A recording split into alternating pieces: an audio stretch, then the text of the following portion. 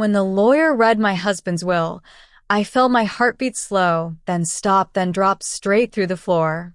My house, I whispered, gripping the sides of the wooden chair as if it could keep me from falling apart. Our house went to who?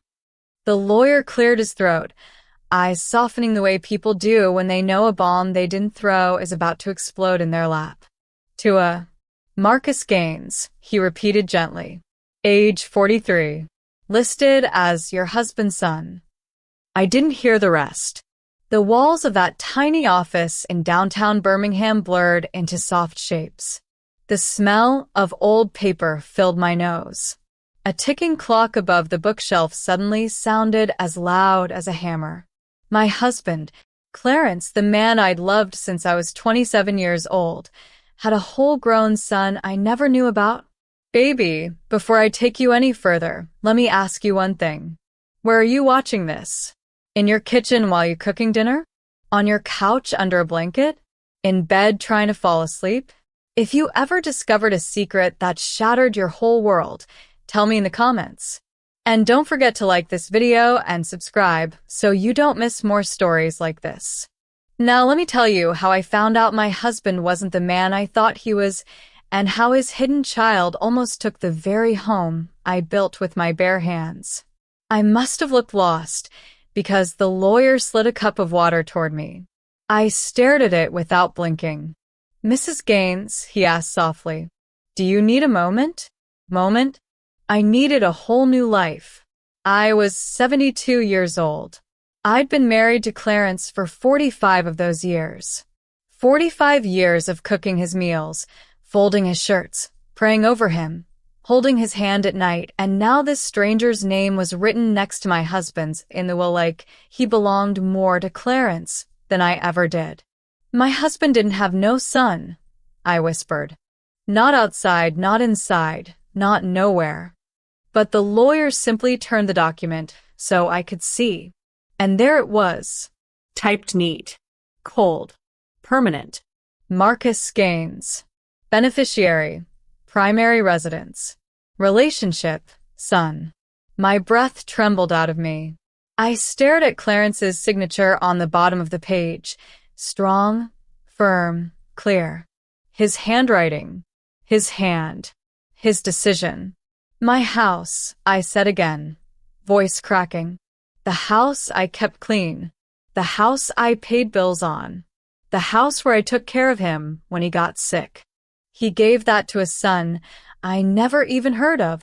I'm sorry, the lawyer said quietly. We're required to follow the document as written. Sorry. If sorry could fix betrayal, the world would be a better place. When I walked out of that building, the Alabama heat hit me in the face like a slap. The air smelled of car exhaust and damp concrete after morning rain. I clutched my purse to my chest like I was holding my heart in place. People walked by, laughing, arguing, carrying fast food bags, living normal lives, while mine had just cracked open like a dropped plate. I don't remember the drive home. I just remember standing at my front door, staring at the chipping paint Clarence always promised to fix. The porch swing creaked softly in the breeze. My daylilies leaned toward the sun, unaware their owner might soon be pushed out of the soil she tended for decades. I opened the door slowly. The house smelled like it always did, lavender, air freshener, old wood, coffee grounds from that morning. My husband's slippers still sat beside the recliner where he used to fall asleep with the TV remote in his hand. I ran my fingers along the edge of the dining table, our table. The place where we'd celebrated birthdays, anniversaries, Sunday dinners, 45 years of memories pressed into that wood. Did he ever sit here thinking about that boy? Did he look at me across this table and swallow guilt instead of cornbread? Did he lie awake beside me at night rehearsing excuses he'd never have to give because death freed him from answering them? My hands trembled. I sank into the nearest chair before my knees gave out. Clarence had died only 6 weeks ago. I was still sleeping on just my side of the bed. I still cried when I picked up his shirt from the hamper and smelled his cologne. I still reached for him some mornings before remembering he was gone. And now, this. A secret child? A grown man? One old enough to know his father, while I lived in the dark. As the afternoon sun poured through the kitchen window, I felt humiliation wrap around my shoulders like a heavy shawl. Why didn't he tell me? Why didn't he trust me with the truth?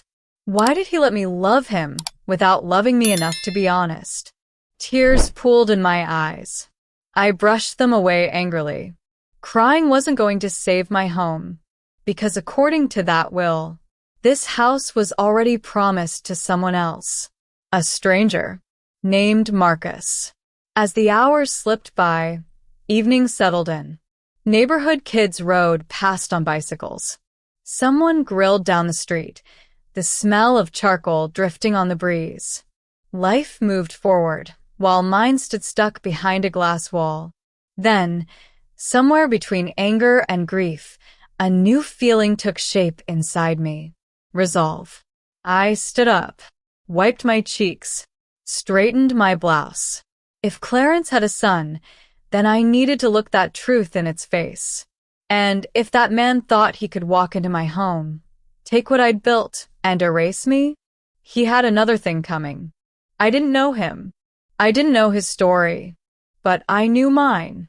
And I wasn't about to let no secret child steal my legacy, not without a fight. I picked up the will again, stared at the name, Marcus Gaines. I whispered it slowly, tasting the bitterness of each syllable.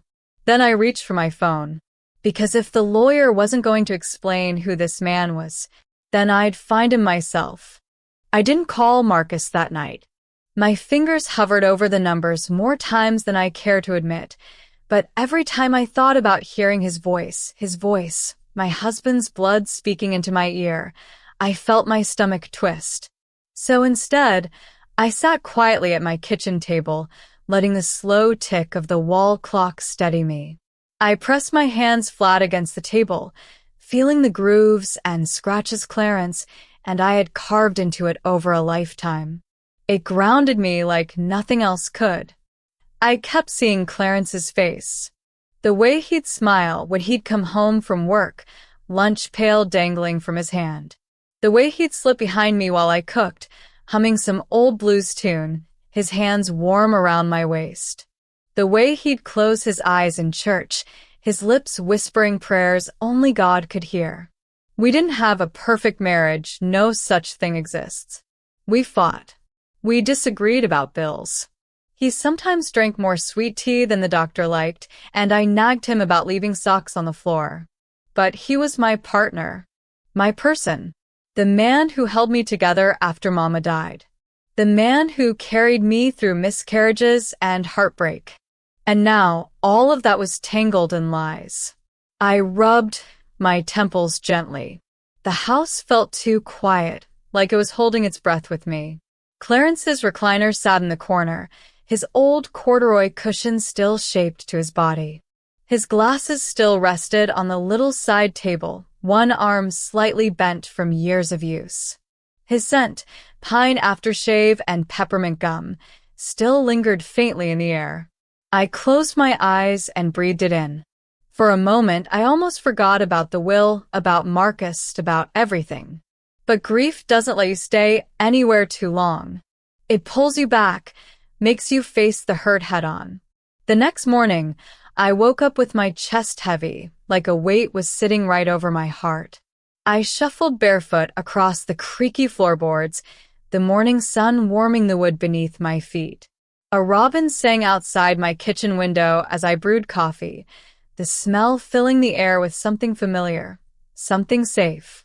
I sat down with my cup and stared out at the backyard, the same yard where Clarence used to grill on Sundays, where I grew tomatoes every summer, where neighborhood children used to run through my sprinklers laughing. Everything in that yard held a piece of my life. And now some stranger had a legal claim to it? No. I wasn't built to roll over and let that happen. I took a long sip of coffee and finally reached for the phone. My fingers dialed before my courage could run away. A man answered on the fourth ring. Hello. His voice surprised me, deep calm, older than I expected. Not a boy, not a young man. A grown adult with his own life, his own burdens, his own past. Is this Marcus? I asked. There was a short pause. Who's calling? I pressed my hand to my chest. My name is Lillian Gaines. He inhaled sharply. Gaines. That's right, I whispered. Another silence. Then a quiet. I've been expecting this call. My breath caught. You have? Yes, he said. Ever since the lawyer contacted me. I figured sooner or later you'd want to talk. My pulse quickened. So you know. I know I was listed in the will, he said carefully.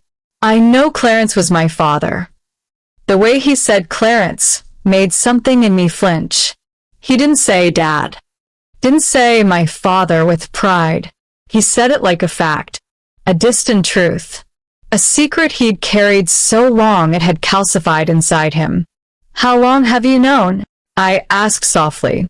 He hesitated. My whole life. My throat tightened. He never told me about you. I figured, he said. He never told me much either. I opened my mouth, but nothing came out. What do you say to the living proof of your husband's betrayal? To the child, no, the man, who grew up in the shadows of a lie. Before I could gather myself, Marcus asked, Do you want to meet? I think we should sit down. I don't want this to get uglier than it has to. My hand trembled around the phone. Yes, I whispered. Yes, we should meet. We agreed on a cafe in Montgomery, neutral ground, far enough from both our homes that neither of us felt cornered. After I hung up, I sat at my table for a long time, just breathing, letting the reality settle on my shoulders again. I was about to meet the son my husband hid from me for 45 years. The drive to Montgomery felt unreal.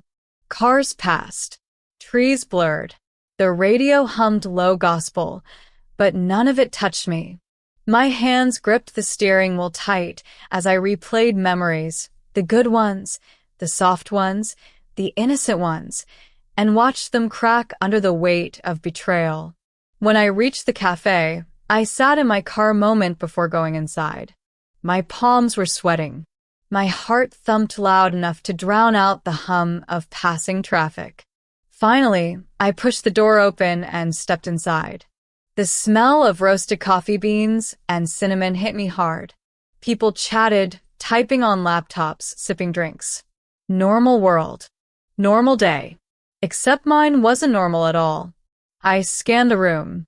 Then I saw him. Sitting at a corner table, hands folded, gaze fixed on the door like he'd been waiting for me. Marcus. He looked nothing like Clarence, and exactly like him.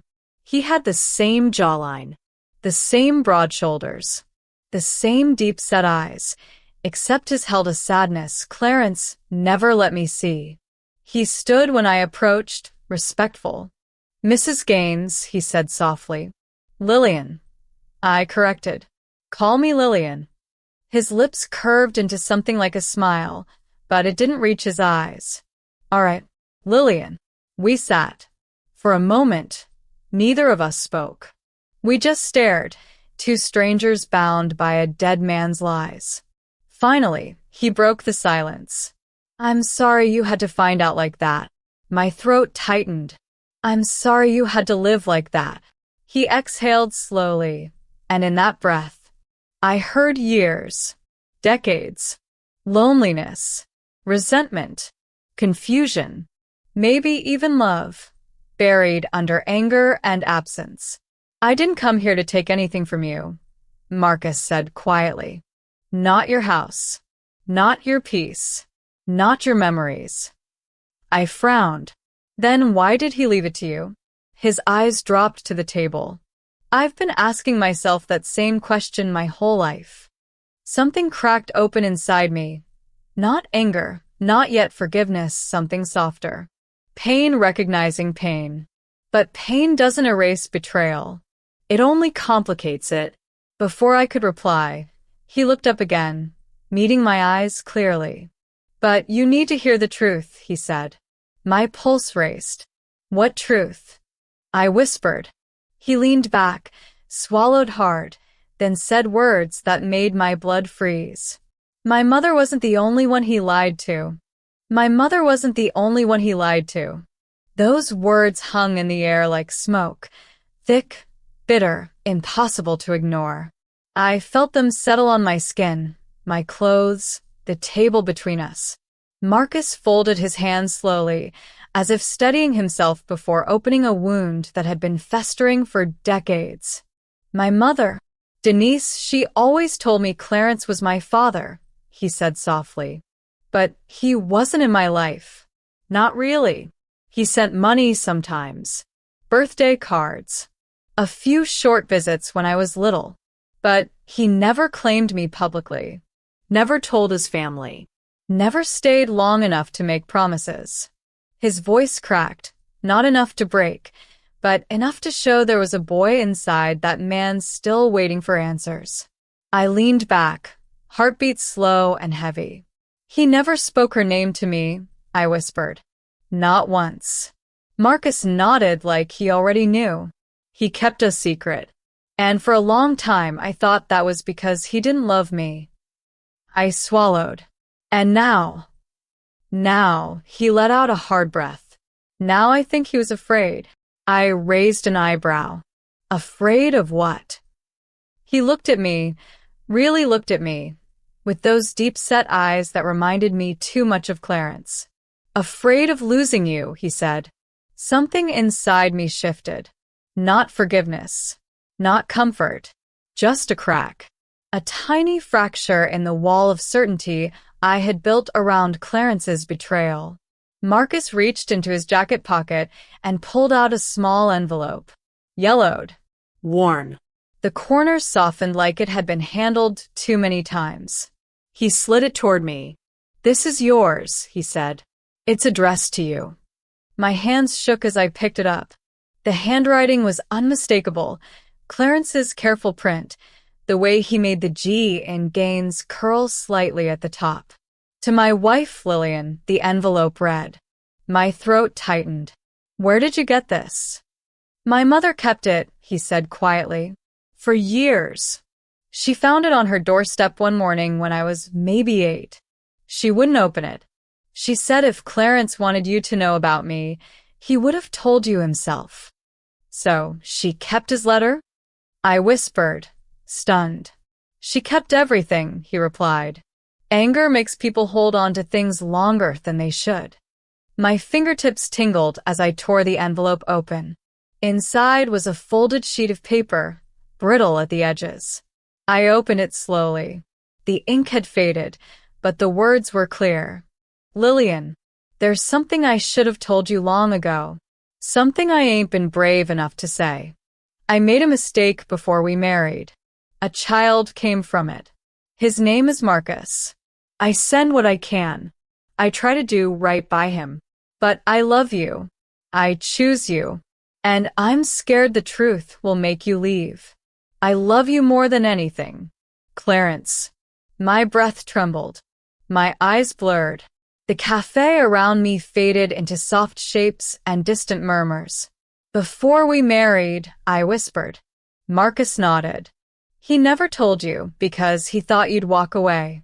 I covered my mouth with my hand. My heart didn't know whether to break harder or soften. Clarence's words felt like a confession dragged through decades of fear. But fear don't erase the harm it causes. He had 45 years to tell me, I said, the tremor in my voice steadying into something sharper. 45 years of marriage. 45 years of sleeping beside me. 45 years of chances. Marcus bowed his head. "You're right." "And he never took one," I added. A heavy silence fell between us. The kind of silence that comes when two truths collide, his and mine. Finally, Marcus spoke again. "I didn't come here to claim your home. I need you to hear that. I came because I needed to understand the man who fathered me. Because his death didn't bring me closure." I pressed my fingers against the letter. So, the house, you don't intend to fight for it? He shook his head. I don't want the house. I don't want a thing you built. A breath I didn't know I was holding slipped out of me. But he wasn't done. But the will says what it says, he added quietly. And unless we agree to challenge it together, the court will eventually enforce it. My relief withered. Challenge it, I repeated.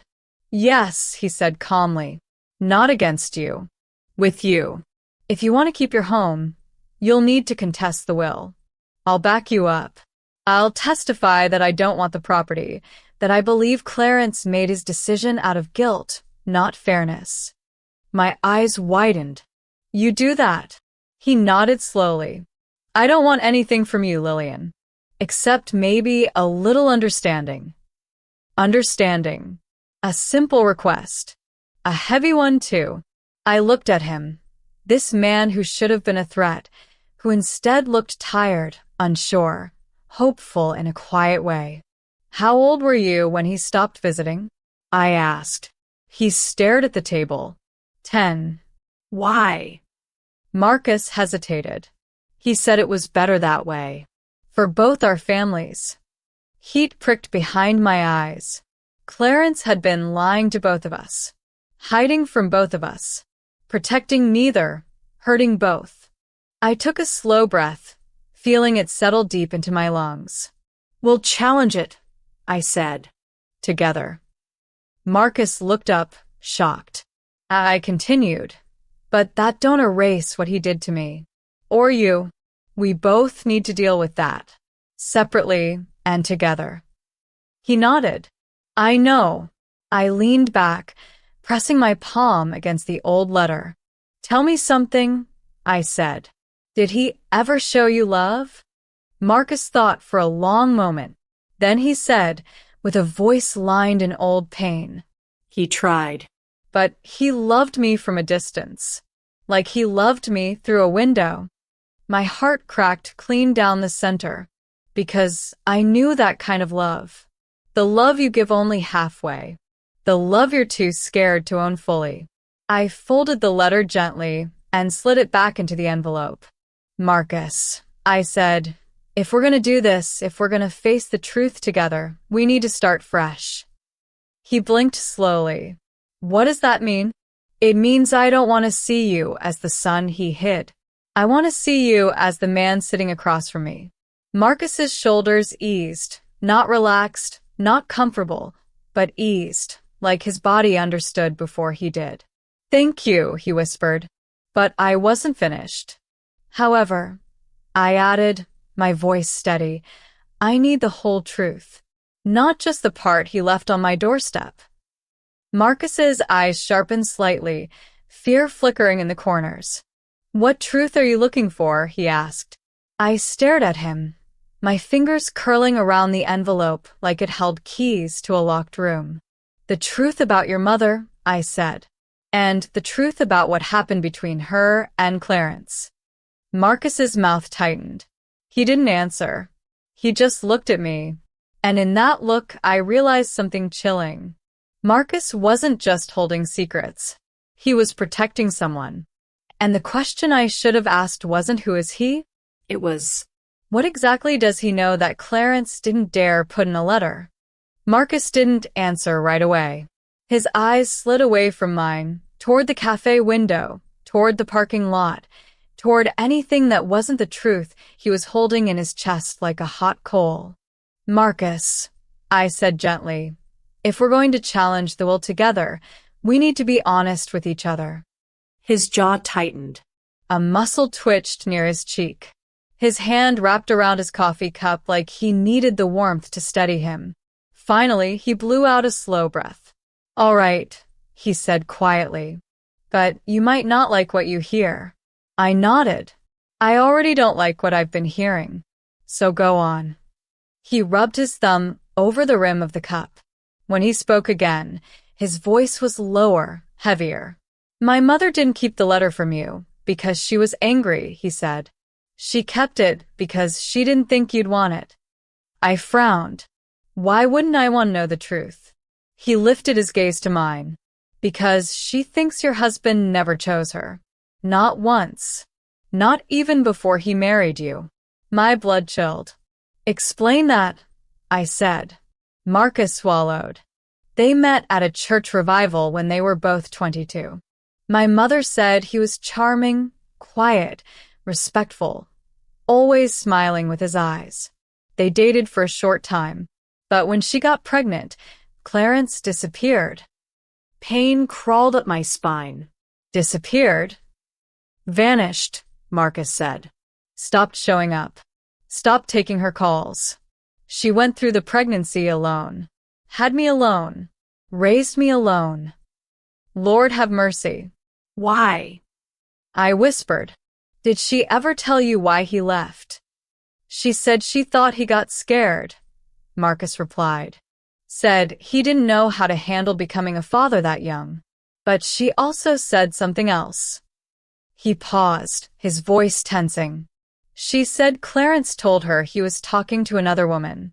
A woman he was thinking of marrying. My heart thudded. What other woman? I asked. His eyes softened with regret. You, he said. My breath caught so hard it hurt. Clarence told her, Marcus continued gently, that he loved someone else. Someone more stable. Someone with a good job, a church family, a future. Someone he couldn't risk losing by admitting he'd gotten another woman pregnant. The world tilted. The cafe lights dimmed. The air thinned. My hearing faded until only Marcus's voice came through, slow, steady, apologetic. He chose you, Lillian. Not her. Not us. I felt something inside me shatter. Not loud. Not dramatic.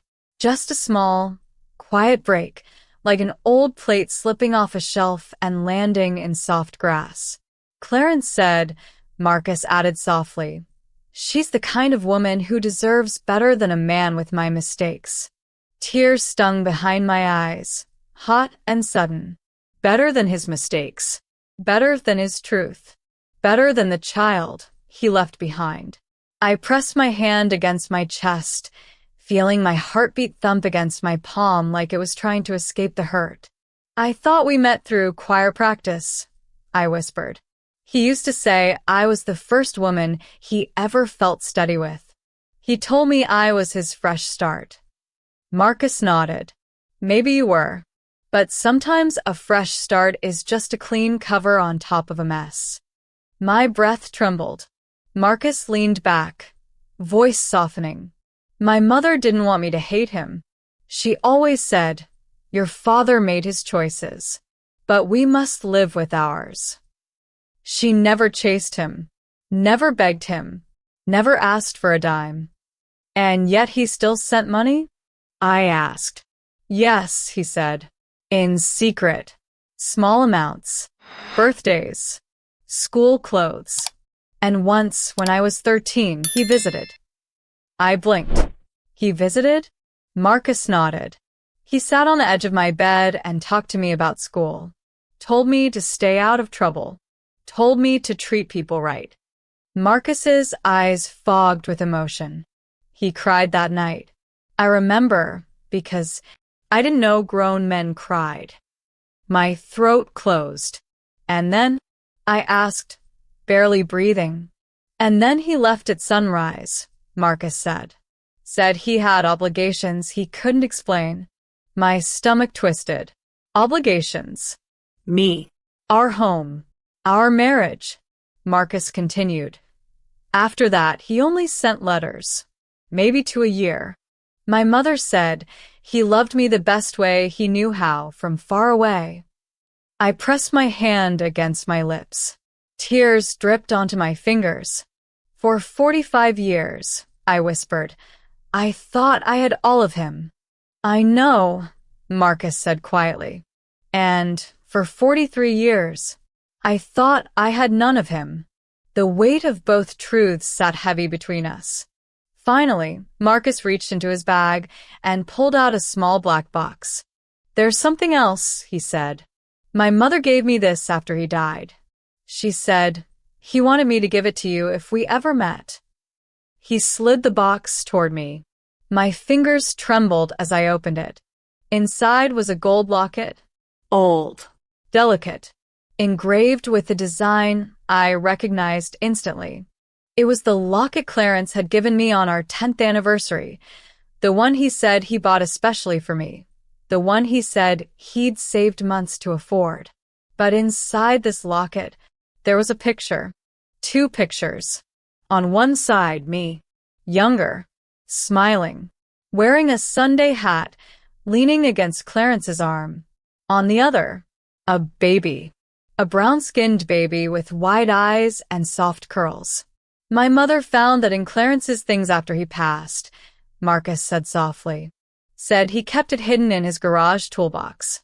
She thought you deserved to know he kept you 2 side by side. Tears pooled down my cheeks freely now. No shame. No restraint.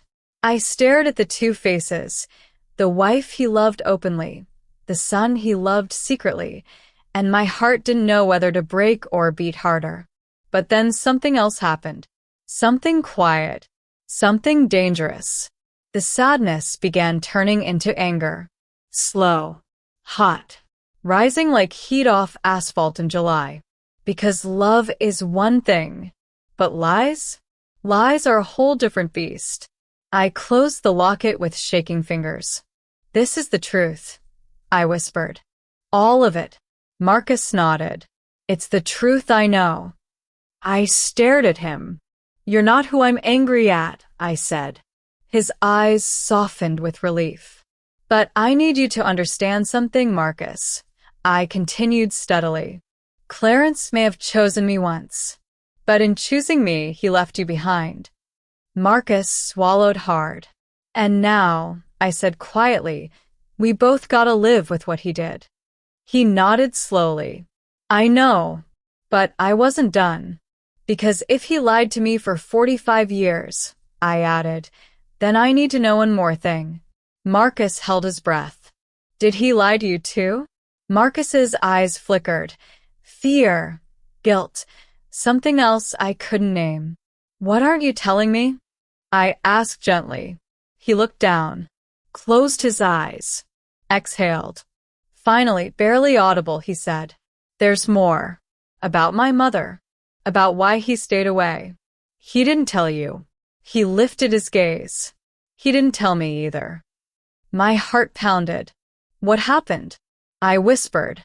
Marcus hesitated, then spoke the truth that changed everything. My mother didn't push him away. My mother didn't hide from him. Someone else did. Who? I breathed. He stared at me, eyes deep and haunted. His brother, he said. Your late brother-in-law. My brother-in-law? I repeated, my voice barely more than a rasp. Marcus nodded slowly. Yes. Your husband's older brother, James. My mouth went dry. My pulse thudded so hard I felt it in my fingertips. James. The man who used to come over every Thanksgiving with a bottle of cheap whiskey. The man Clarence always said he admired. The man who stood beside Clarence as best man at our wedding. The man who never missed an opportunity to remind me that he knew Clarence first. That James? What does he have to do with anything? I asked, though a sinking feeling in my stomach told me I already knew the answer wasn't going to be gentle. Marcus rubbed the back of his neck, uneasy. This is secondhand from my mother, but she had no reason to lie. I gripped the table. Tell me, I said. He took a breath. When my mother was 7 months pregnant with me, James showed up at her door. Not your husband, James. I swallowed hard. Why him? According to her, Marcus continued, he said Clarence was fixing up his life and needed the past buried. He told her Clarence was getting serious with someone he wanted to marry, someone he didn't want scared away. Me. He was talking about me. I felt the air squeeze out of my lungs. James told her, Marcus went on, voice low, that it would be best for everyone if she just disappeared. Disappeared? I whispered. Yes, he said. He offered her money to move to a different town, enough to cover rent for a few months. He made it clear, real clear, that Clarence couldn't be tied to a child. Not if he wanted the future he was building. My stomach lurched. You're telling me, I said slowly, that James paid your mother to leave Clarence alone? To pretend he didn't have a child. Marcus nodded. And Clarence agreed to that? I asked, voice cracking. Marcus hesitated. My mother said she believed Clarence sent him, because the money was in an envelope Clarence used sometimes. His name wasn't on it, but she recognized the handwriting on the note inside. What note? I whispered. Marcus reached into his pocket and unfolded a delicate scrap of yellowed paper. He slid it across the table. My shaking hands picked it up. It read, "Forgive me. Please start over. I will help from afar." See. The room tilted. My throat closed. The cafe lights blurred. Clarence, I whispered. He sent her away. Marcus nodded somberly. He wasn't ready to be a father. And James, he made sure he wouldn't have to be. I stared at the paper until the letters blurred into shapes. A cold wave rolled through me. Not just grief, not just betrayal, but humiliation so deep I felt it in my bones. I'd spent my whole marriage trusting two men, Clarence and James. And both had been hiding something from me. Something big. Something life-altering. Why didn't your mother fight? I asked quietly. She was ashamed, Marcus said softly. And she was scared. James wasn't gentle about it. He told her that if she tried to come back, Clarence would deny everything. I closed my eyes, breath trembling. What happened after that? I asked. She moved, Marcus said. Took the money, packed in a day, and started over. Clarence sent money a few times a year, always discreet. Never came back except that one night when I was 13. And James, I asked, did she ever see him again? Marcus shook his head. But she saw his wife once. At a grocery store. The wife recognized her. They spoke for a moment. And she said something strange. My heart thudded. What did she say? Marcus's jaw tightened. She told my mother, "Thank you for doing what was best for everyone." A hot sting burned behind my eyes. Everyone. Everyone except the child. Everyone except me. Everyone except the truth. I leaned back slowly, feeling my breath grow shallow. So they all knew, I whispered. The whole family. His brother. His sister-in-law. Maybe even his mother. And no one told me. Maybe they thought they were protecting him, Marcus said gently. Oh, they protected him, I snapped, voice sharp. They wrapped him in lies like a quilt. And they left the rest of us out in the cold. Marcus looked down, guilt shadowing his face, not because he lied, but because he was the living reminder of one. I didn't come here to make this harder for you, he said. No, I said, voice softening. You came here to tell the truth, and I respect that. I folded the note, slid it back to him. But now I need to know something else, I said. What made you come forward when he died? After all those years? Marcus hesitated. Then he said, because I found out he wanted to change the will but never got the chance. My breath caught.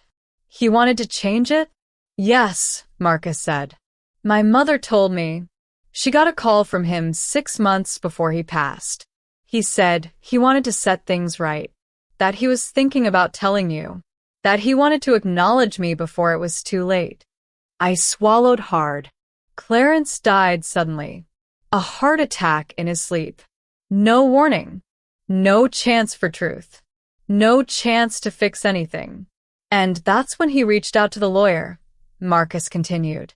But instead of changing the will, he asked to review future options. Then he died. before anything could be altered.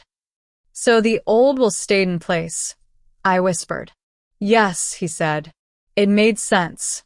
Cruel sense. Heartbreaking sense. All my life, Marcus said quietly, I hoped he'd choose me. Just once. But in the end, he left me a house I don't want, and he left you a truth you didn't deserve. I closed my eyes. My hands trembled in my lap. He was supposed to be a good man, I whispered. He was, Marcus said softly. But even good men make terrible mistakes. I opened my eyes and stared at him. You said you'd help me fight the will, I murmured. Will you still? He nodded immediately. Yes. I'll testify. I'll do whatever it takes. Why? I asked. His answer was simple. Because I'm done living in his shadow, he said. And I'm done letting his choices hurt people who didn't deserve it. Emotions surged in my chest, too tangled to name. I stood slowly, gripping my purse strap. Marcus, I said, I'm grateful you came today. Truly. He stood too. But now, I continued, I need to talk to someone else.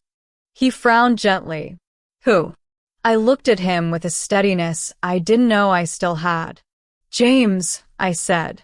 Your uncle. The man who made sure Clarence never told me the truth. Marcus's eyes widened. Do you want me to come with you? No, I said. This is between me and him. I walked toward the cafe door, the late afternoon sun spilling across the floor. Marcus called after me softly. Lillian, be careful. I paused at the door. Don't worry, I said without turning. I'm not the one who should be scared. And with that, I stepped outside to confront the man who'd shaped a lie that lasted half a lifetime. James lived on the outskirts of town in a squat brick house with chipped white trim and a yard full of weeds that I'd given up pretending to be grass. I remember this place well. Birthday cookouts, Sunday football, those loud holiday dinners where James always talked too much after drinking too much. But today, the house felt different. Smaller. Meaner. Like it knew I hadn't come for pleasantries. I took a breath, adjusted my purse on my shoulder, and walked up the path. My cane tapped softly against the cracked concrete. The air smelled of cut hedges and gasoline from someone mowing nearby. A dog barked in the distance. Life ordinary. Life continuing. Even when yours has stopped. I knocked. At first, I thought he wouldn't answer. Then the door cracked open, and James appeared, gray-haired now, with a belly stretching his old fishing shirt. His eyes widened when he recognized me. Well, I'll be, he muttered. Lillian Gaines. Don't Gaines me like I'm company, I said calmly. We need to talk. He hesitated, measuring something behind his eyes, before stepping aside. Come on in, then. The house smelled faintly of fried onions and old carpet. He'd never been much of a cleaner. I walked in slowly, steadying myself. This wasn't a social visit. This wasn't family catching up. This was confrontation. He gestured to a chair. I remained standing. What's this about? He asked, folding his arms. You know what it's about, I said. Silence. I spoke to Marcus. I continued. Your nephew. James stiffened, barely, but enough to catch. He told me everything, I added. James huffed. Boys confused. His mama filled his head with nonsense. I stepped closer. So, she wasn't paid to leave? She wasn't told to disappear so Clarence could marry me without baggage? His mouth pressed into a thin line. She wasn't handed money with Clarence's handwriting on the envelope? I asked, with a note inside saying, Forgive me? His eyes flicked. Guilt flashed like lightning. You going quiet tells me plenty, I said softly. He sighed loudly and dropped into a sagging recliner. Look, it ain't what you think. It never is, I replied. Go on. Explain it to me. He rubbed his forehead, but didn't look at me. Clarence was a mess back then, he said. Working odd jobs. Drinking too much. Running around with women like he thought he was invincible. Denise got pregnant and he panicked. Panicked. I snapped. He wasn't 15. He was a grown man. I know, James muttered. But he was scared. Scared you wouldn't want him if you knew. So you lied for him, I said. You hid his child. You hid the truth from me. From everyone. I protected him, he corrected. I leaned forward, cane pressed firmly to the floor. No, I said, voice low. You protected his lie. He looked away. You took a woman in trouble. I continued, and pushed her into silence. You robbed a boy of knowing his father. You robbed me of knowing the truth. I did what needed doing, he said, though his voice lacked conviction. Clarence loved you. He wanted to build a life with you. A good life. A stable one. And that life couldn't include his son? James scratched his jaw. You always wanted things neat. Ordered. Built proper. He didn't want to risk losing you. My heart twisted. So, he let me live a lie. James finally looked at me, and something like tiredness washed over his features. He was a good man who made a bad choice.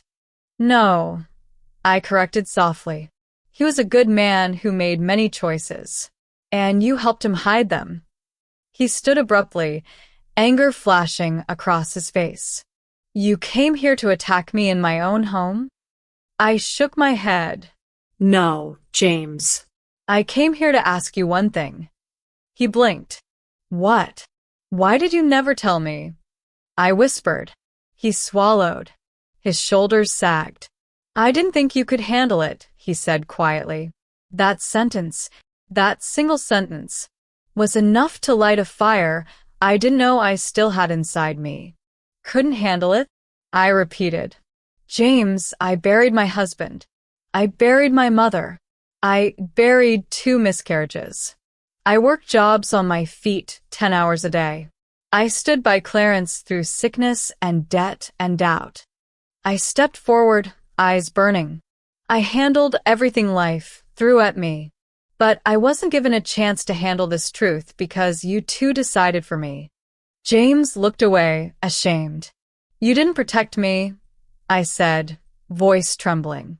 You controlled me. He opened his mouth, but before he could speak, a knock sounded at the door. We both turned. James shuffled over and pulled the door open. And there, on the front step, stood his wife, Catherine, hair pinned up, grocery bags in hand, eyes widening when she saw me. Lillian, she gasped. Honey, what are you doing here? I didn't answer right away, because behind her, a neighbor stood watching. Across the street, another woman watering her plants paused, eyes curious. Word traveled fast in this neighborhood. Good. Kat, I said softly, did your husband ever tell you the truth about Clarence's son? Her face paled instantly. The grocery bag sagged in her hands. James, she whispered. His shoulders slumped. Kat, don't. Oh, Lord, she breathed. You didn't tell her. After all these years. It wasn't my place, he muttered. It wasn't your secret to keep. I corrected. Catherine looked between us, heartbroken. James, she said, shaking her head. You should have told her. She deserved to know. Neighbors were drifting closer now, pretending to mind their business, but leaning in. Word was spreading. James's voice hardened. I was protecting family. Whose family? I asked. Because it wasn't mine. His jaw clenched. Catherine stepped back, hurt radiating from her expression. Then she said something so quiet, but so sharp, it sliced through the air. You always thought you knew what was best for people, but you never once asked them what they needed. James blinked, startled. Catherine rarely raised her voice. But truth has a way of cracking even the quiet ones open. She looked at me, eyes full of regret. Lillian, I am so sorry. I tried to tell him years ago to come clean, but he said it would ruin things. I nodded slowly. Things were already ruined. A murmur rose from the sidewalk, neighbors whispering, trading glances. James's face flushed. Everybody needs to go on home now, he barked. Ain't nothing to see. But oh, there was something to see. A lie unraveling. A man being exposed. A truth finally standing in daylight after 45 years. I turned to leave, but paused at the steps. James, I said. Clarence may be gone, but what he did still has consequences. And now you have to face yours. He stared at me, throat tight, unable to argue. Catherine touched my arm gently. If you need anything at all, you call me, all right? I nodded. Thank you. As I walked back toward my car, I heard whispers rising behind me. I didn't turn around. I didn't need to. Because for the first time since Clarence died, the truth wasn't just mine to carry. It was out. It was known. And it was finally shifting, changing the way people saw him, saw me, saw the whole family. The consequences had begun. Driving home from James's house felt different than driving there. On the way there, my heart was tight, clenched like a fist around 45 years of devotion, confusion, and pain. On the way back, something inside me felt unlatched, not healed, but open. Like a window cracked after a long storm. When I pulled into my driveway, the late evening sun washed the house in gold. My house. The paint chipping on the shutters. The old crepe myrtle in the front yard.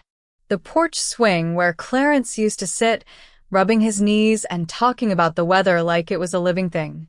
For the first time since the will reading, I looked at my home without fear. Without wondering when it would be taken from me. Without wondering if a stranger's feet would soon walk my floors.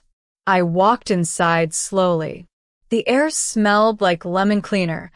I'd scrubbed the place top to bottom earlier that week, trying to scrub the confusion out of my mind.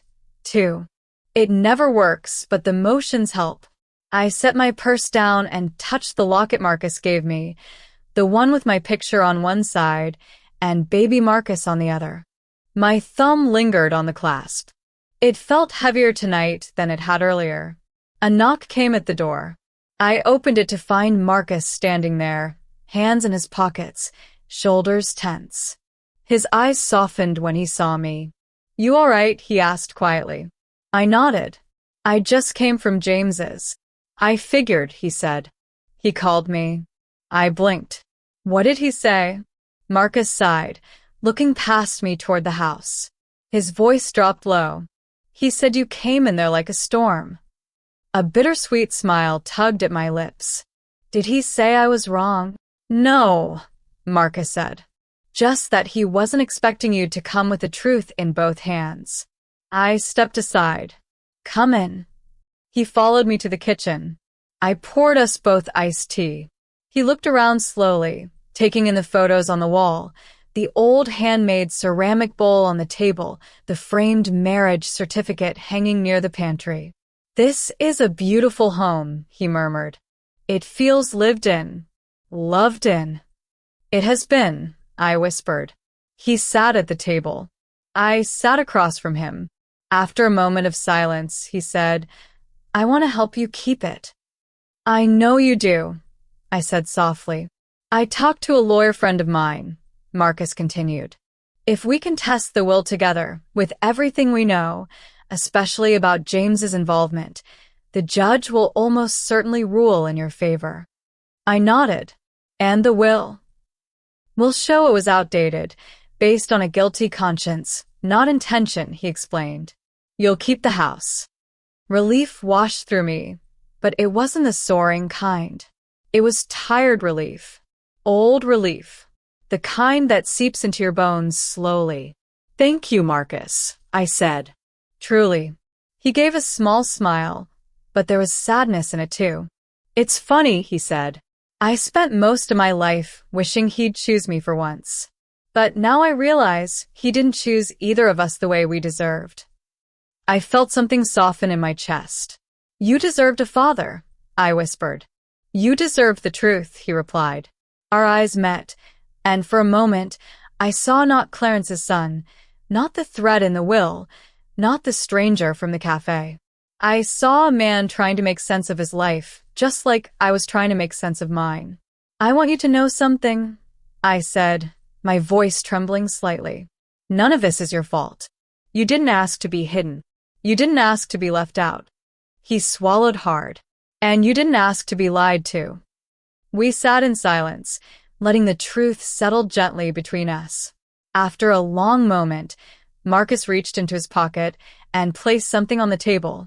A key. Old. Familiar. What's that? I asked.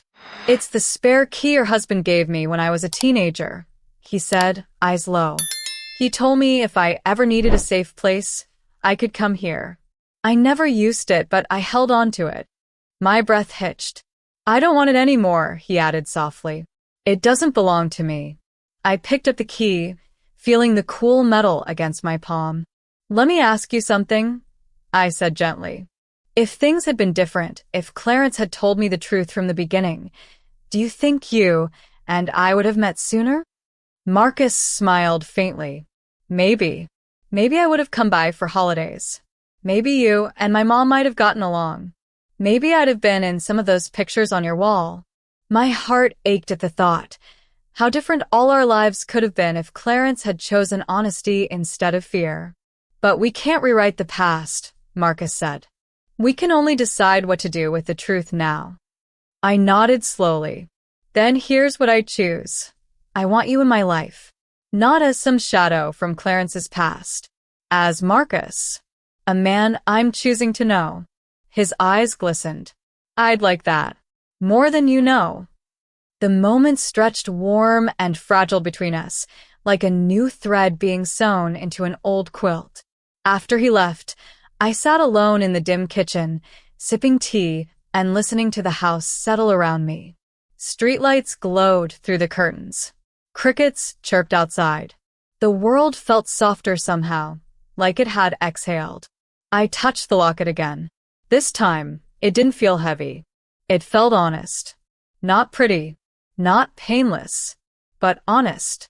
And honest things, even broken ones, can heal. Later that night, I stood on the porch and looked up at the stars. They shone stubbornly through the dark, refusing to be swallowed. I loved you, I whispered to the sky. I still do, but I'm learning to love myself, too. The words floated into the night air like feathers. The next weeks moved slow but steady. Marcus came by to help me with the legal paperwork.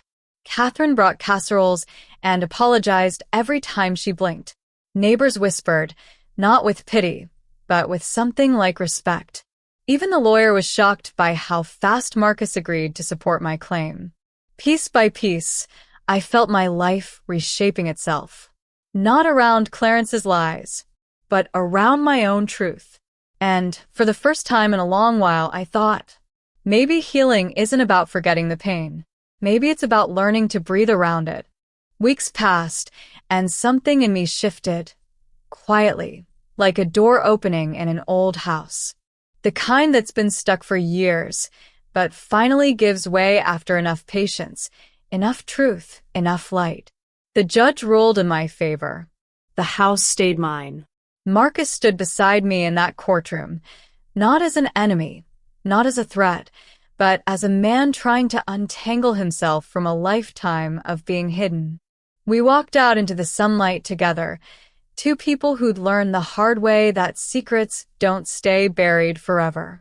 They find their way to the surface, one way or another. Sometimes with pain, sometimes with clarity, sometimes with both. And Clarence, well, I still talk to him sometimes. Not with anger, not with denial, just with the softness that comes after you finally see a person clearly, flaws, fears, failures, and all. He was a good man with a frightened heart. and his choices shaped both our lives in ways he never intended.